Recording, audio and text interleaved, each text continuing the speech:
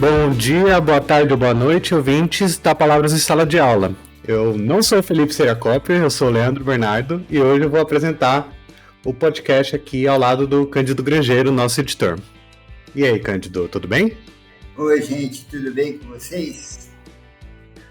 Hoje, especialmente, o Felipe não vai estar com a gente, mas no próximo programa ele já vai estar de volta. E hoje a gente tem a presença do Gabriel Maia Salgado.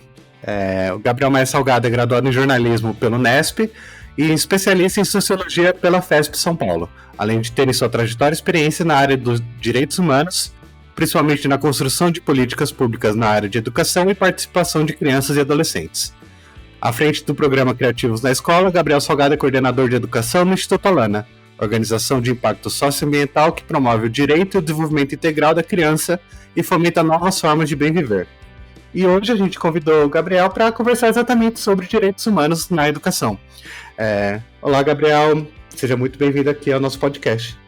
Olá, Leandro, é um prazer estar aqui presente e a gente poder conversar um pouco sobre esse tema que nos atravessa tanto. Estou muito honrado.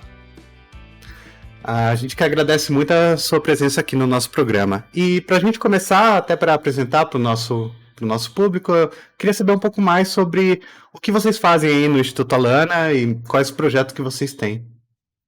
Muito legal, Leandro. Bom, o Alana ele é uma organização da sociedade civil, sem fins lucrativos, que tem como missão honrar a criança. E para a gente, o que é honrar a criança, né? É a gente atuar com projetos que possam contribuir com o desenvolvimento integral da criança e fomentar o que a gente chama de novas formas de bem viver.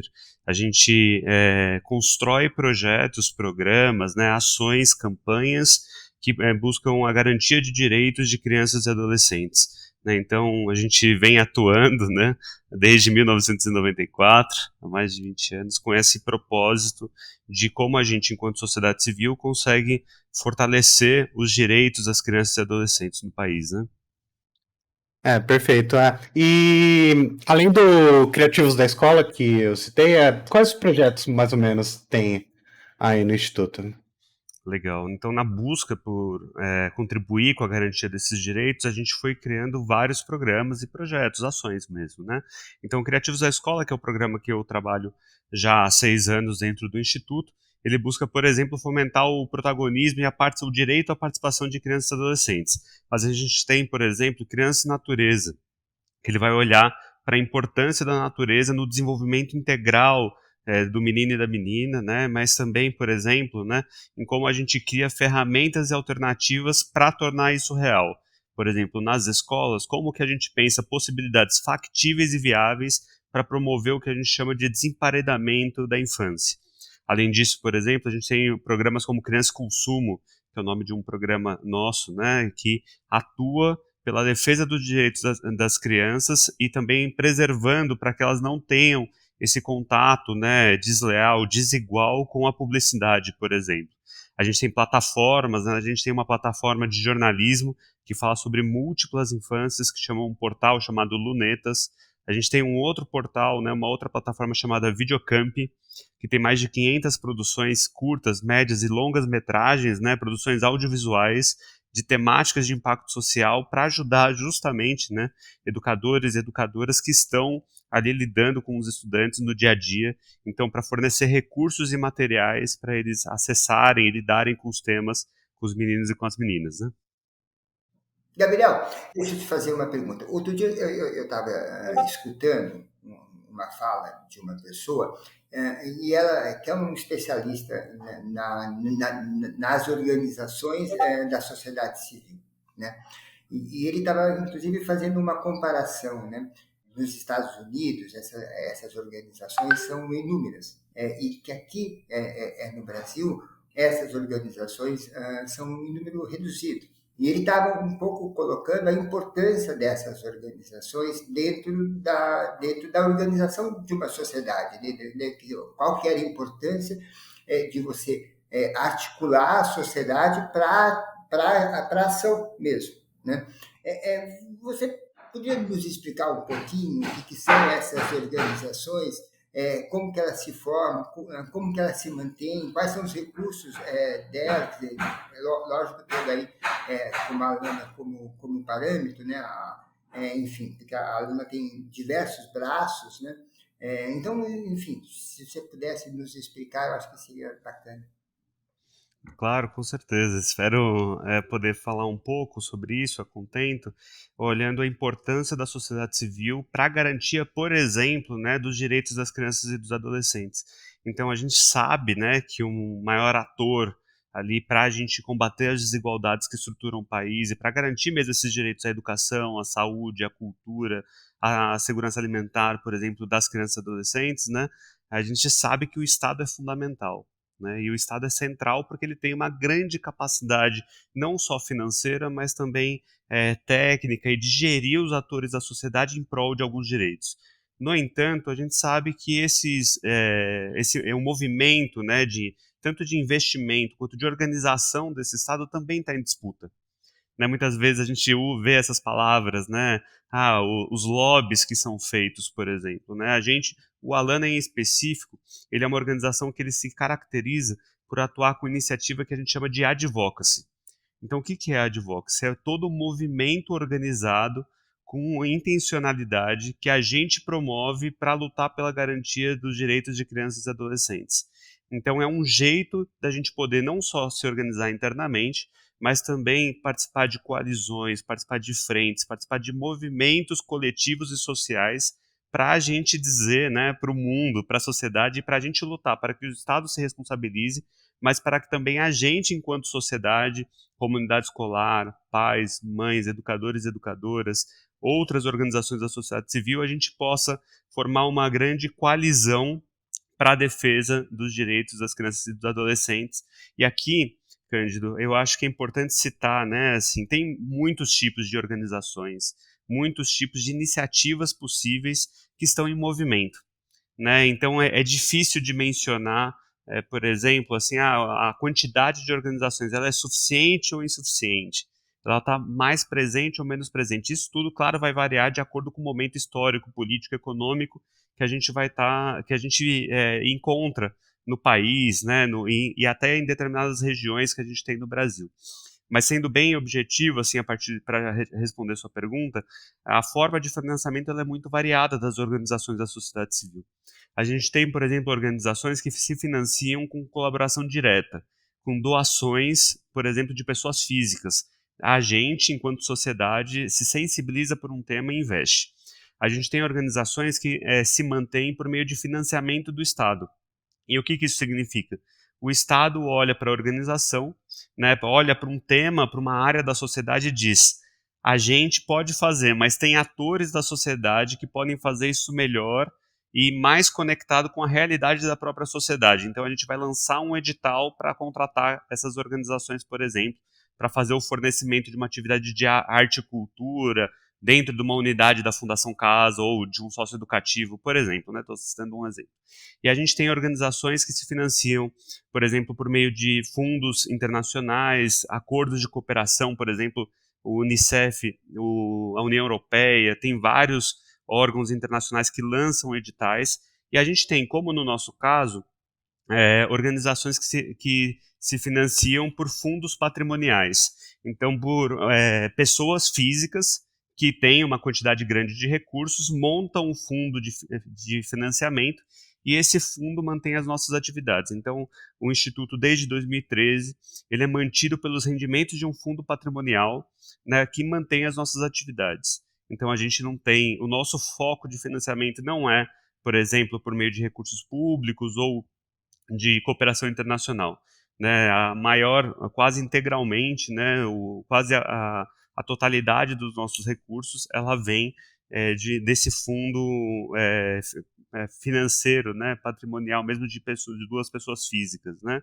Então, eu fiz essa análise grande porque o campo é muito diverso e a gente tem marcos que a sociedade garantiu para poder prever o máximo possível de coerência e de responsabilidade também da atuação das organizações da sociedade civil, como, por exemplo, o marco regulatório, né, das organizações da sociedade civil, que é um marco mesmo, assim, né, além de ser não é só o nome, né, é um grande documento que regulamenta, orienta e prevê o que é necessário você, estando atento para que não haja desvios ou qualquer coisa desse tipo, né, da missão da organização, para a gente poder fazer um atendimento ou existir na sociedade da maneira mais coerente possível.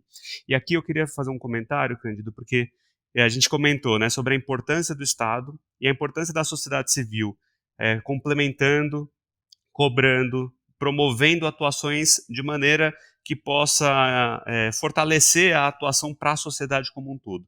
E isso vai gerando inúmeras conquistas. Aí eu vou usar como exemplo os direitos das crianças e adolescentes.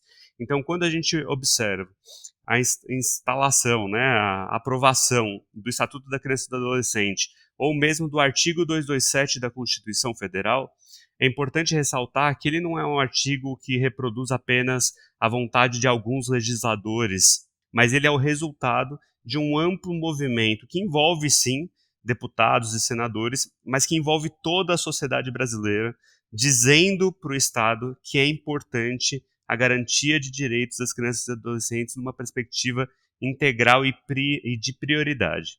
Então, pedindo a licença aqui para vocês, a gente olha o artigo, né? Ele fala assim: é dever da família, da sociedade e do Estado assegurar à criança, ao adolescente, ao jovem, né, com absoluta prioridade, e essa palavra é bastante importante, né, para a gente entender que tem que ser em primeiro lugar o direito à vida, à saúde, à alimentação, à educação, ao lazer, à profissionalização, à cultura, à dignidade, ao respeito, à liberdade, à convivência familiar e comunitária, além de colocar essas crianças, adolescentes e jovens a salvo de toda forma de negligência, discriminação, exploração, violência, crueldade e opressão.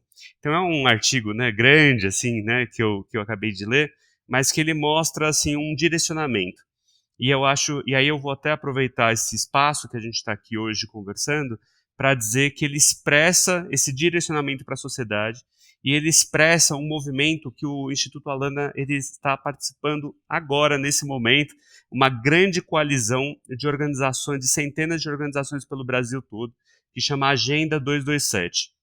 A gente acabou de lançar ontem essa coalizão, que tem feito um plano país, um conjunto de propostas para apresentar para os candidatos à presidência de como a sociedade civil, defende que as crianças e adolescentes devem ser a prioridade absoluta na construção das políticas, na destinação de recursos e na formulação mesmo, né, das ações que a gente precisa e que são urgentes para a gente atender para a sociedade brasileira, principalmente para as populações mais vulneráveis, populações negras, indígenas, quilombolas, periféricas, né, do campo, dos grandes centros urbanos, né, que estão em ambientes periféricos, né.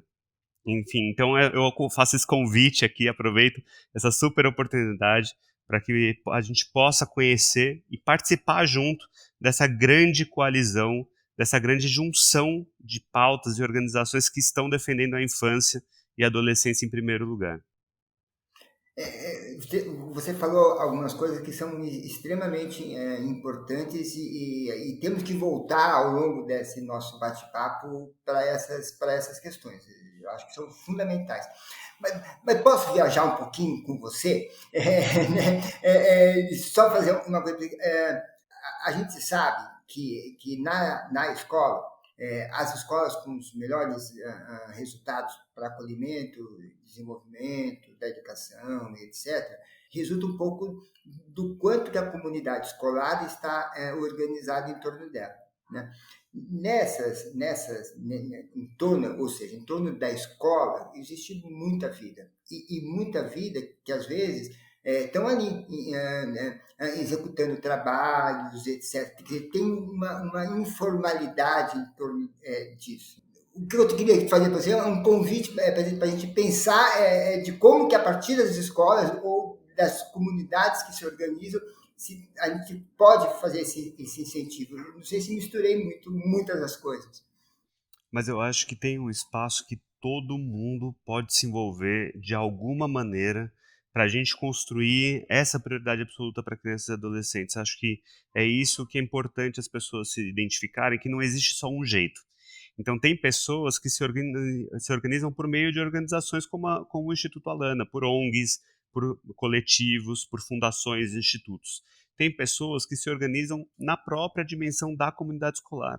Então, participando das reuniões, indo para o conselho de escola, se envolvendo nos problemas da comunidade escolar, pensando uma avaliação que não seja só uma avaliação externa, por meio de grandes provas nacionais, que são importantes, claro, mas que não seja só por esses caminhos, né? Mas que seja também uma autoavaliação participativa, não só dos problemas, mas também das oportunidades. Então, por exemplo, o Criativos da Escola, ele olha para isso. Ele olha, o primeiro passo do Criativos sempre é a gente convocar os estudantes para o sentir. E aí, o que é o sentir? É quando a gente reconhece quais são os problemas que mais incomodam a gente, quais são os nossos maiores, as melhores possibilidades do contexto que a gente está inserido, quais são os nossos maiores desejos, gostos, anseios, habilidades que a gente pode reconhecer para pensar o ambiente que a gente está inserido. Então, entrando um pouco, né, no seu convite, eu acredito com 100% de convicção, né, que qualquer pessoa pode encontrar um caminho para se vincular ao que a gente precisa garantir para uma sociedade melhor e para uma sociedade mais compromissada mesmo, né? No caso, com os direitos das crianças e adolescentes, por exemplo. Então, quando a gente olha para grandes normativas, por exemplo, como o ECA, né, o Estatuto da Criança e do Adolescente, a Lei de Diretrizes e Bases da Educação Nacional, o artigo 227 da Constituição, para além de leis, para além do que está escrito em papel, a gente olha para um grande compromisso necessário de toda a sociedade, que é possível se dar por meio de um conselho de escola, por meio de uma reunião nos órgãos da prefeitura, por meio de uma campanha nas redes sociais de cobrança, de levantamento do que já está sendo feito. Muitas vezes, quem vive a escola sabe, né, o tanto de discurso que existe julgando. Às vezes parece que é uma terra arrasada, às vezes parece que ninguém está fazendo nada. E as pessoas estão fazendo muita coisa. Então, como que a gente pode se envolver para tirar do papel, muitas vezes, elementos que são fundamentais e que estão previstos, né, na nossa Constituição, nos estatutos e na nossa legislação? A gente vive um momento muito desafiador nesse sentido, né? Um momento da gente conseguir se vincular, né, e vincular socialmente, politicamente, culturalmente, para a gente fortalecer a empatia, a solidariedade, o reconhecimento de quem está na ponta, né, de quem está no chão da escola, desenvolvendo ali ou pensando, né, buscando alternativas para poder melhorar, né, para poder garantir uma educação transformadora, uma educação com vínculo, empatia e que possa fortalecer o desenvolvimento integral desses meninos e meninas, né? Legal, e assim, você falou exatamente isso, tem muitas regulações e tem muita gente trabalhando, mas ainda assim a gente ainda tem muito para caminhar. E aí eu queria até encerrar esse primeiro bloco falando exatamente isso, sobre o quanto de trabalho está sendo feito e o quanto de trabalho ainda tem que ser feito. E no segundo bloco a ideia é a gente conversar um pouco sobre quais são essas vulnerabilidades ainda presentes, seja na dinâmica escolar, seja no contexto brasileiro, e o que a gente pode fazer eventualmente para lidar com isso.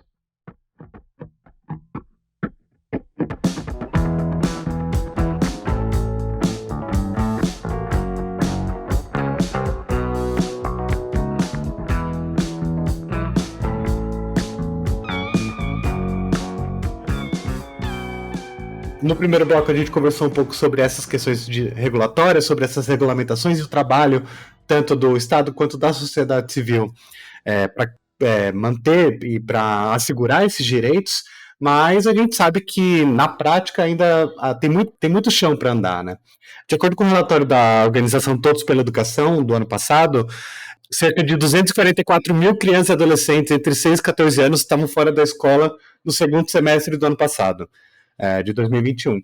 E, de certo modo, a pandemia escancarou muito tantas desigualdades quanto esses problemas que a gente ainda vê presentes e dessa falta de não assegurar os direitos humanos das crianças e dos adolescentes. E uma das principais questões é exatamente, na minha visão, a questão da evasão escolar.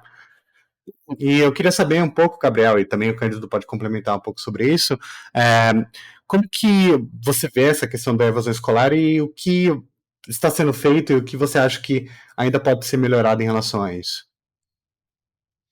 Bacana, Leandro. Eu acho os dados eles são muito evidentes e principalmente nesse contexto que a gente está vivendo, pandêmico e pós-pandêmico, né? Em alguns lugares, né? Pensando o retorno às aulas, né? Que a gente já está vivendo. Então, eu acho que esse momento ele acirrou muitas das desigualdades que estruturam o nosso país e mostrou para e amplificou, né? Ampliou problemas muito diretos que impactam a vida, né? Dos estudantes e dos educadores, né? Por todo o país, em cidades de grande, médio e pequeno porte, né? Então, como você falou, a gente tem os dados que não mentem, assim, né? O aumento da evasão escolar. A gente tem também, assim, muito o desafio não só no acesso, viu, Leandro? Assim, tem desafios no acesso, mas também na permanência, no acolhimento, né? Em condições para poder receber não só esses estudantes dentro da sala de aula, mas também essas famílias, como o Cândido trouxe, né, a importância da comunidade escolar.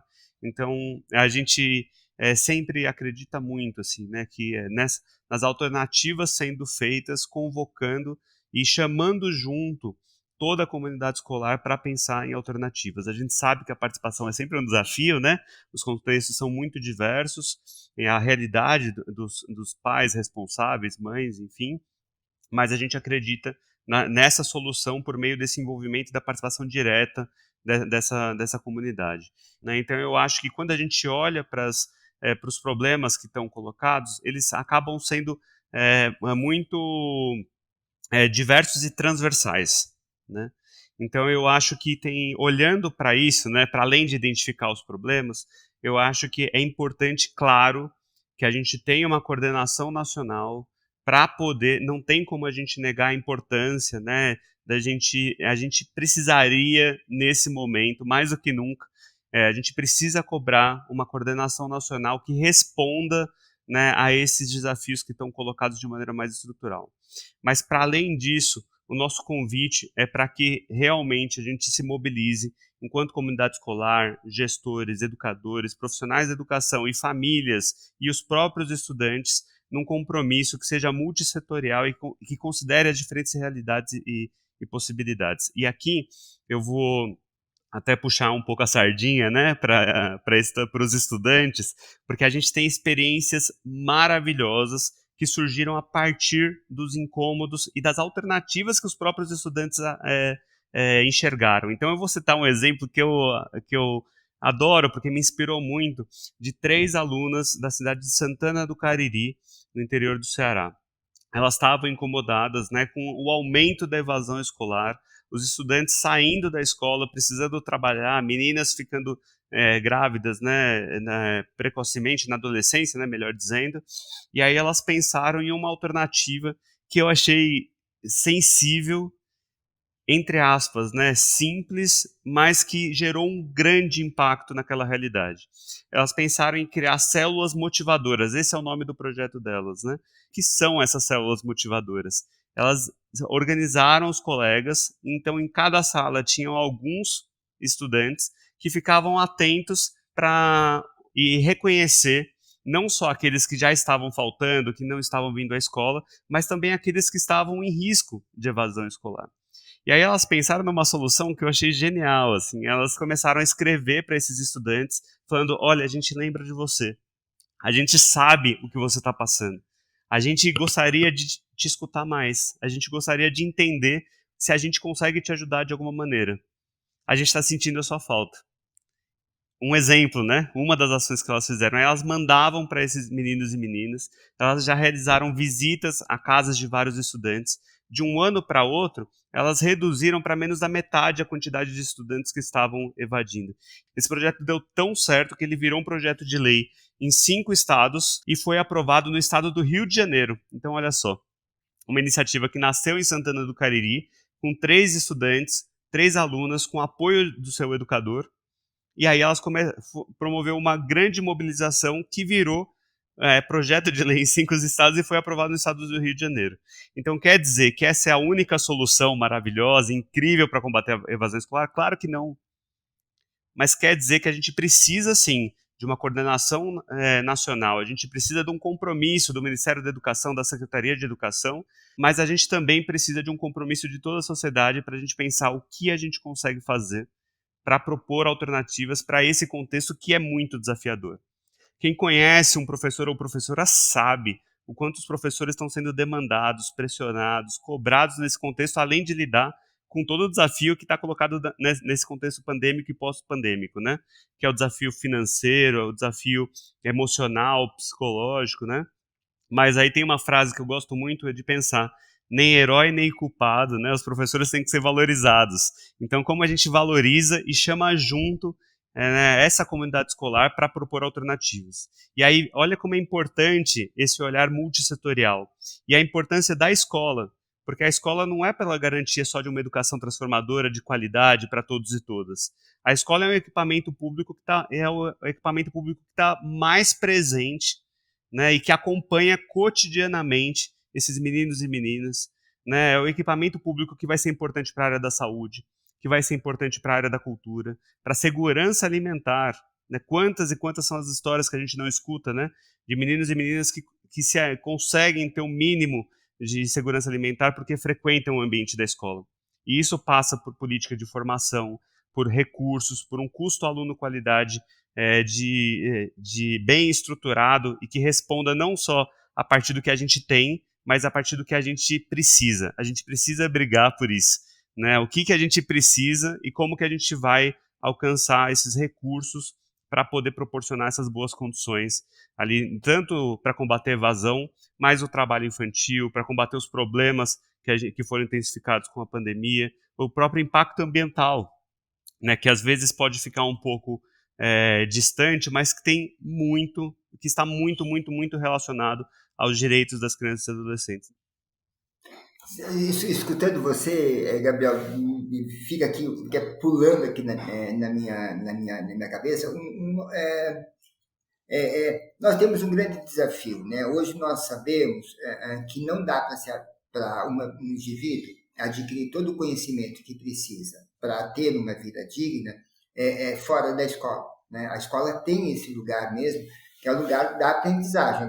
Numa sociedade cada vez mais tecnológica, cada vez mais científica, a gente precisa da escola para que esse indivíduo ele aprenda todos esses códigos, né? Que não é a família que consegue fazer isso, não é a comunidade em que ela está inserida, mas tem um conhecimento formal aí, que é o ambiente escolar que garante. Né? Por um outro lado, né, a escola tem mais do que tudo essa função do acolhimento. Né? Quer dizer, tem toda uma condição que é emergencial e que enfim, que está ali ligado ao dia a dia, como as meninas que escrevem para os colegas, acolhimento, convidar para vir participar de uma comunidade, se sentir acolhido, e isso criar um ambiente que seja favorável para o desenvolvimento da aprendizagem. Né? Então, o teu relato, em diferentes dimensões, me coloca essa ideia, né? E é muito interessante o que você citou, porque é isso, né? Os direitos das crianças, dos jovens, não é uma coisa separada, é uma coisa que engloba tudo, assim. E para você fazer com que isso aconteça, você precisa mexer não, mas debater e abordar todos os outros âmbitos da sociedade, questão que você citou do trabalho infantil, questão de acesso, de transporte da cidade, enfim, são todos esses dados que parecem que tá tudo meio correlacionado, e a escola acaba concentrando muito isso, porque é exatamente como até vocês dois já comentaram, é o espaço que concentra nessa dinâmica diária e constante a presença da criança e do adolescente e também do professor, porque também o professor tem as suas vulnerabilidades, algumas vezes ele não consegue acolher esse estudante porque ele também está numa situação vulnerável. Então, são muitas dinâmicas que são trabalhadas em cima disso e que devem ter uma atenção muito especial, né? Porque se os direitos das crianças e dos adolescentes não for atendido também, essas crianças e esses adolescentes, quando se tornarem adultos de fato, também não vão ter condições de ter seus direitos atendidos. Então, é essencial que esses direitos aconteçam para que, de certo modo, toda a sociedade também aconteça de uma forma melhor. E a gente fala, Leandro, também, assim, sempre, que quando a gente luta e garante uma sociedade melhor para as crianças, a gente garante uma sociedade melhor para todo mundo.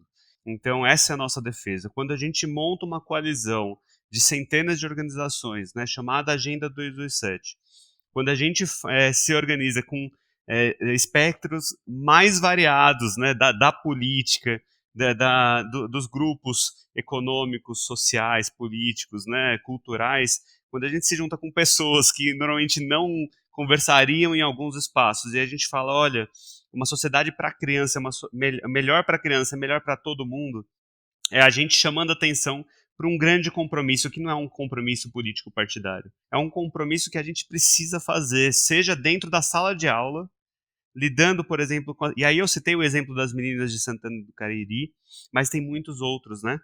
Então acho que é esse compromisso mesmo, que é o que o Cândido trouxe, e você também, né, Leandro?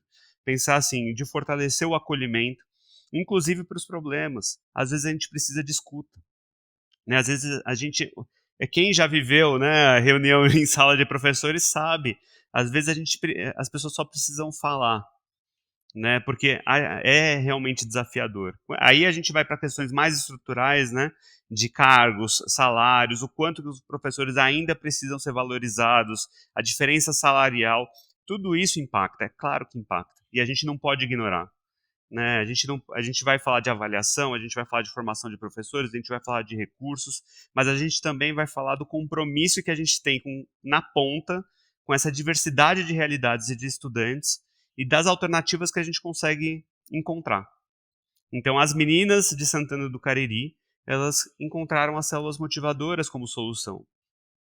Os meninos lá, por exemplo, estou lembrando aqui dos projetos, né? Os meninos de Manaus, do grupo Voz Ativa, eles pensaram em criar projetos de lei a partir da consulta pública com as comunidades para poder mostrar para o poder público o que eles precisavam e ir para a Assembleia, ir para a Câmara para cobrar alternativas. E aí tem assim, a gente tem vários e vários exemplos que mostram assim que é possível, né? Que é possível o quê? A gente pensar alternativas da gente se organizar coletivamente, seja para propor alternativas, seja para cobrar do poder público, seja para... Isso é movimento. Esse é o movimento da sociedade civil, organizado ou não, seja numa passeata, seja numa ida a Brasília, por exemplo, cobrar o Congresso, seja por meio de abaixo-assinados, ou seja por meio do Conselho de Escola, né, do Conselho Municipal de Educação.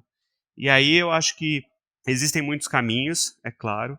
A gente, nesse movimento da Agenda 227, a gente tem tentado organizar e criar uma agenda ali para o país, né, um plano país para mostrar não só com reclamações, mas com propostas muito diretas e muito efetivas de como a gente coletivamente poderia, né, e poderá, a gente acredita, chegar nessas soluções e nesses caminhos.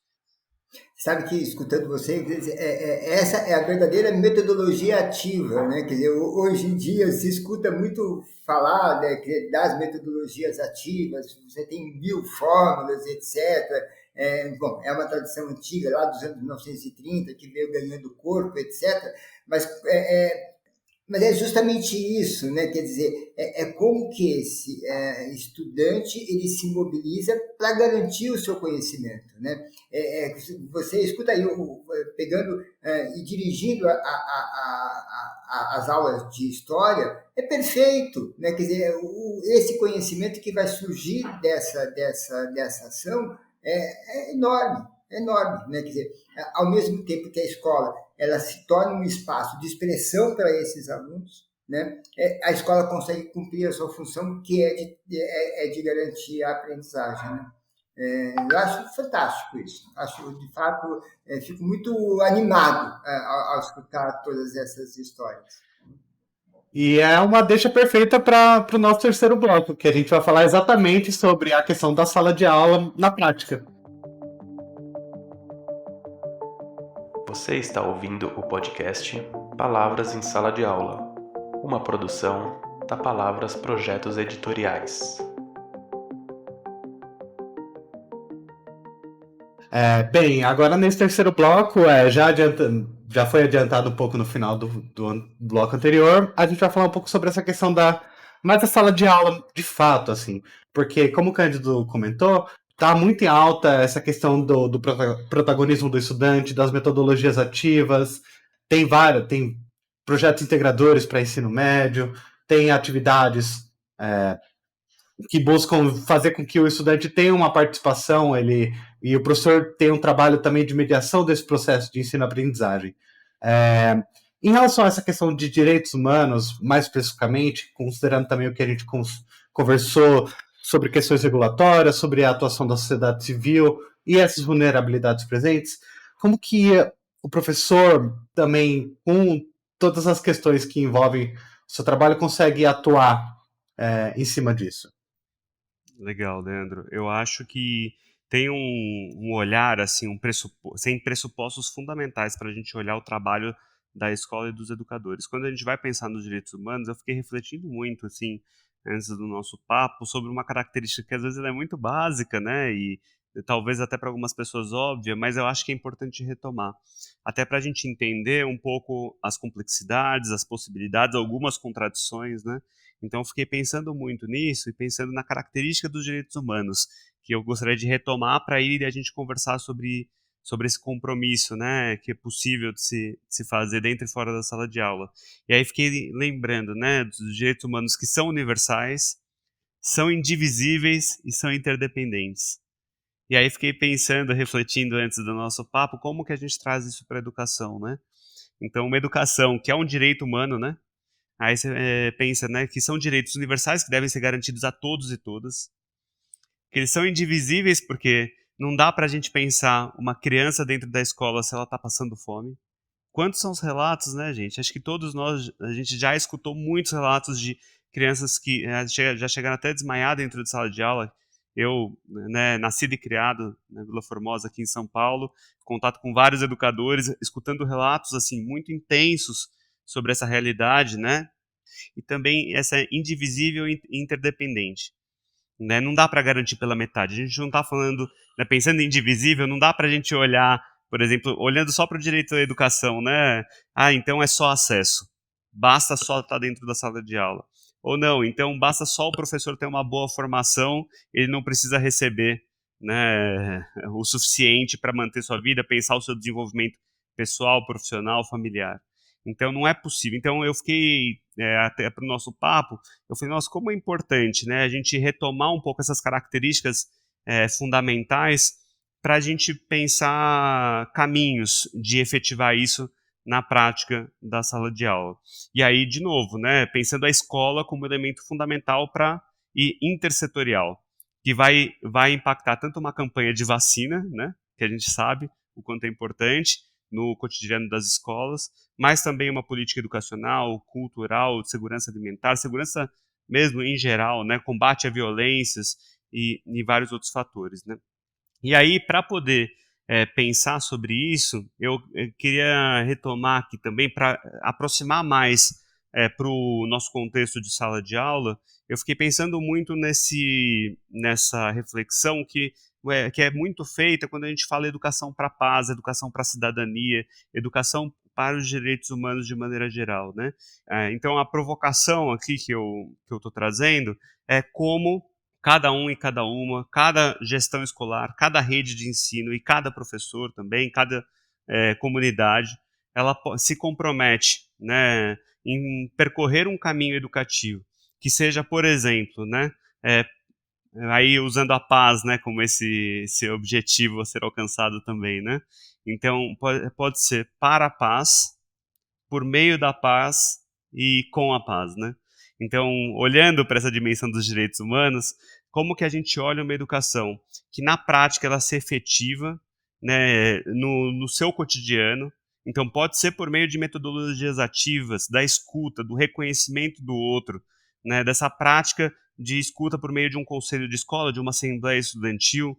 Para além disso, né, então, por meio de práticas que sejam mais dialógicas, empáticas, acolhedoras, usando, por exemplo, metodologias ativas, e aí são vários exemplos, né, como o Cândido trouxe, mas aí também com intencionalidade, né? A gente sabe dos vários, e isso já está amplamente previsto, por exemplo, por meio da LDB, né, da Lei de Diretrizes e Bases da Educação Nacional, do Estatuto da Criança e do Adolescente, qual é a educação de qualidade mesmo que a gente quer alcançar, né? Então, olhar para isso, né, para uma educação que seja transformadora, que propague, né, que reconheça a diversidade, que reconheça a diferença, promova a equidade, né, e que tenha um espaço de liberdade de opinião, de acolhimento, que não seja fomentadora de um consumo desenfreado, né, de práticas nocivas à infância, mas que também reconheça os contextos até mesmo as contradições que estão colocadas no nosso cotidiano, né? Então, aí eu acho que um convite seria isso mesmo, né? A gente poder pensar como que a gente constrói uma educação para os direitos humanos que seja por meio dos direitos humanos na sua prática, que seja sobre os direitos humanos, que a gente pense e avance. O que é uma educação de qualidade? A gente defende que é uma educação para o desenvolvimento integral da criança, que ela possa ter contato com a natureza, que os estudantes possam ter direito à participação. E que seja também com essa intencionalidade, que é o que a gente vem falando do programa inteiro, né? Que é de dentro da escola para a sociedade, pensando essa agenda prioritária, para a gente pensar um ambiente mais acolhedor e garantidor de direitos, né? Você sabe que tem lá no começo você disse uma coisa que assim, a gente não tem que pensar a criança no futuro, mas também tem que pensar a criança hoje, né? Então eu queria te fazer um convite. Que criança, que adolescente é esse que você imagina? E que escola você imagina hoje e no futuro?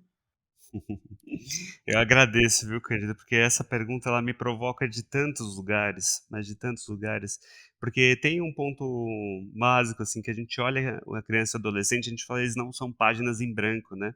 Eles estão sentindo, eles estão pensando o mundo. E aí eu acho que o ambiente digital, principalmente para a adolescência, ele mostra isso de um jeito tão expressivo, né, de criação, de diversidade de expressão, né? Então, se eu for entrando na sua brincadeira, no seu convite, né, eu acho que eu me provoco sempre a pensar nessa criança, nesse adolescente diverso, múltiplo, contraditório como somos todos nós, muito potencialmente participativo, né, na sua expressão.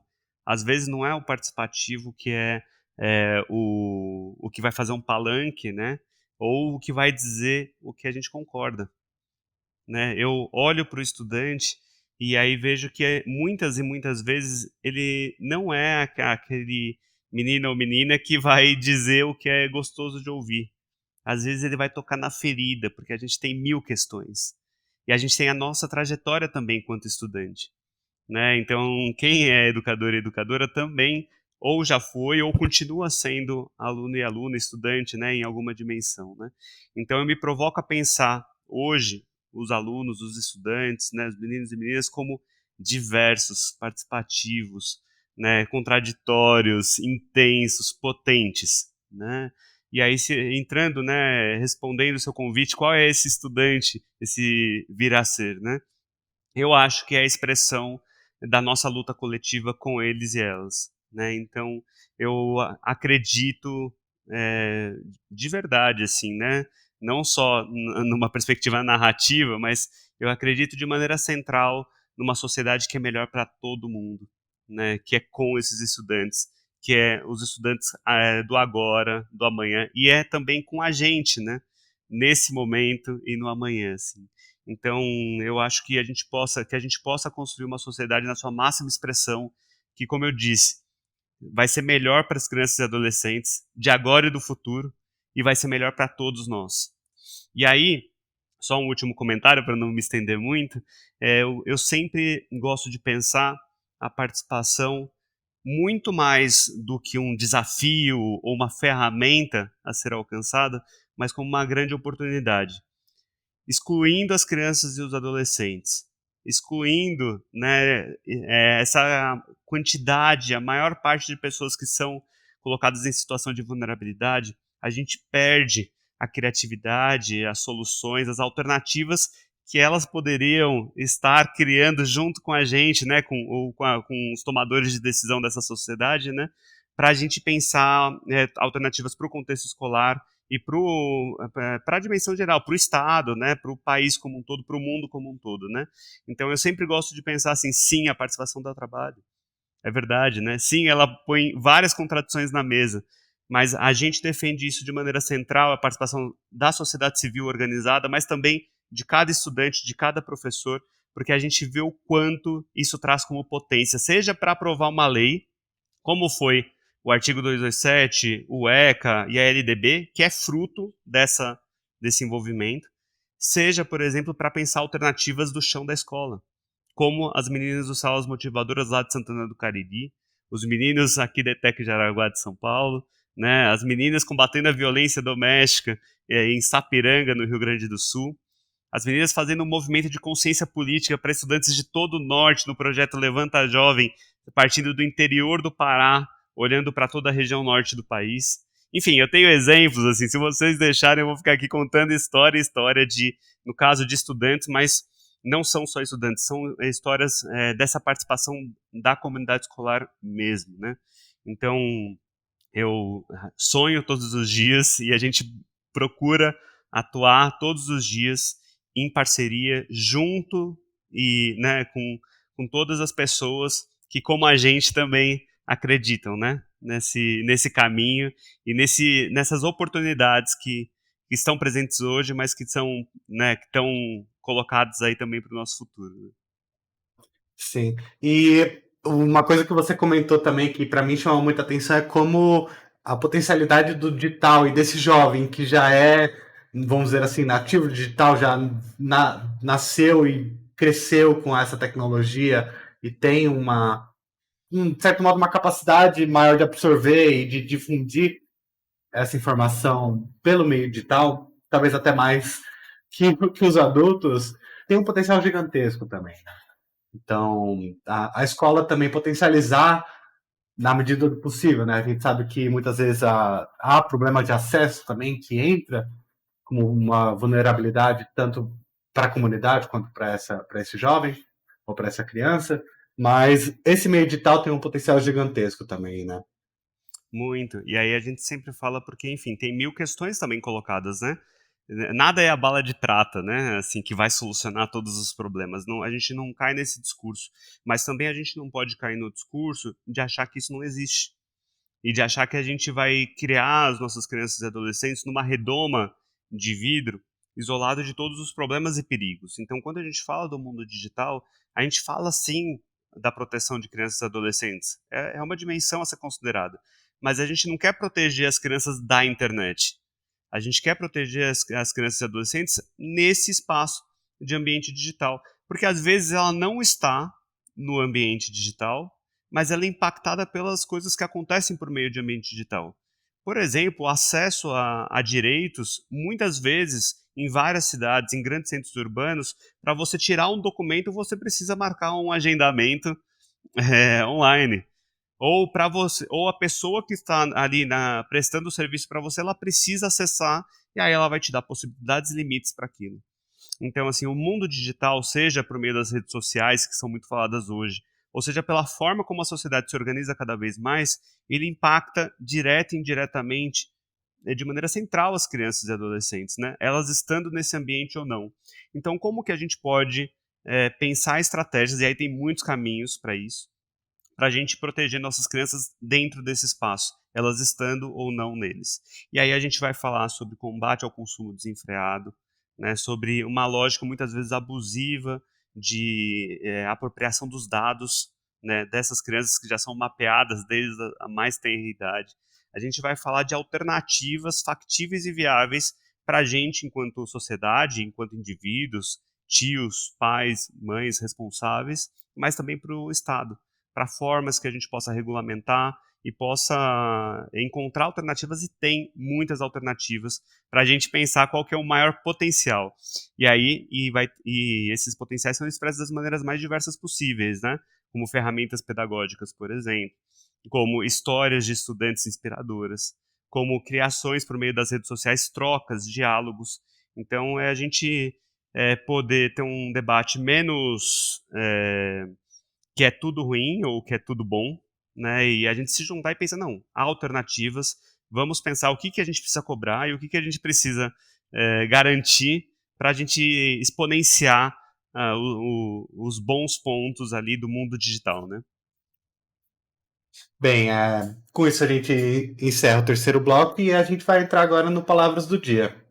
Todo programa a gente pede para o nosso convidado fazer uma leitura de um texto que tenha alguma correlação ou que tente, de certo modo, resumir. Resumir é difícil, né? Mas traga, de certo modo, alguma reflexão sobre o que foi conversado no episódio. Gabriel, a palavra é toda sua. Eu fiquei pensando muito o que eu poderia trazer, né, para esse momento, e aí eu lembrei, né, de uma citação, né, de um livro que eu li recentemente, que chama Ensinando a Transgredir, de uma escritora conhecida como Bell Hooks. O nome dela é Gloria Jean, né?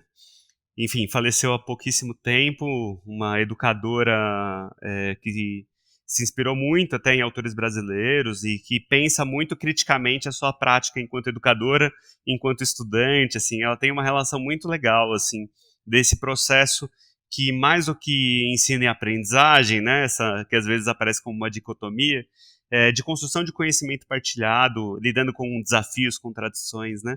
E aí tem uma citação dela que eu trouxe pra gente, né? Então vou ler aqui para vocês. Ela fala assim: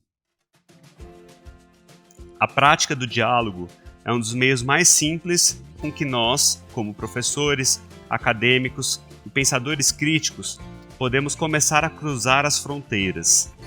As barreiras que podem ou não ser erguidas pela raça, pelo gênero, pela classe social, pela reputação profissional e por um sem número de outras diferenças. Sucesso! E Gabriel, onde a gente acha você ou os trabalhos que você está trabalhando no Alana? O Alana tem praticamente todas as redes sociais, né? Twitter, Facebook, Instagram, o nosso site. É só procurar lá, Instituto Alana, vai ter todos os nossos contatos. Eu citei muitos projetos do programa Criativos da Escola, né?